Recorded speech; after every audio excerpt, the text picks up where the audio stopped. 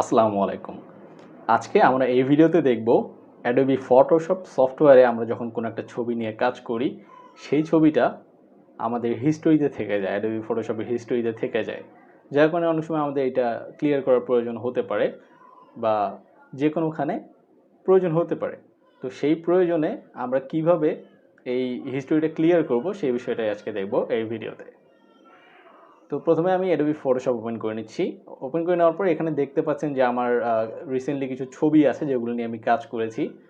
তো এই ছবিগুলো আমি যদি রিমুভ করতে চাই, এখান থেকে ক্লিয়ার করতে চাই, অর্থাৎ Adobe Photoshop সফটওয়্যার যখন আমরা ইনস্টল করি, তখন আসলে যেরকম ইন্টারফেস থাকে এই জায়গার, সেরকম ইন্টারফেস আনতে গেলে আমাদেরকে প্রথমে এই জায়গাটা ক্লিয়ার করতে হবে। তো সেটা কিভাবে ক্লিয়ার করব? এর জন্য আমরা সর্বপ্রথম চলে যাব উপরে, এবং উপরে দেখতে পাচ্ছেন যে একটা মেনু আছে, file, edit, image, layer, type, select.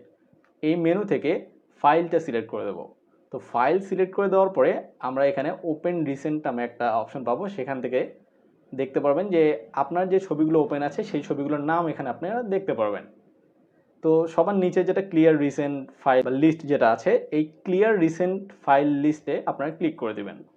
তো আমি ক্লিক করে দেওয়ার পরে দেখতেছেন এখানে আমার যে ছবিগুলো ছিল সেগুলো কিন্তু চলে গেছে।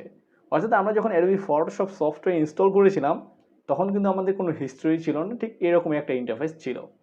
তো আপনারা এভাবেই হিস্টোরি ক্লিয়ার করতে পারবেন। তো আপনারা যদি চান যে Adobe ইলাস্ট্রেটরে এরকম একটা ভিডিও আমি আনি, তাহলে অবশ্যই কমেন্ট বক্সে জানাবেন।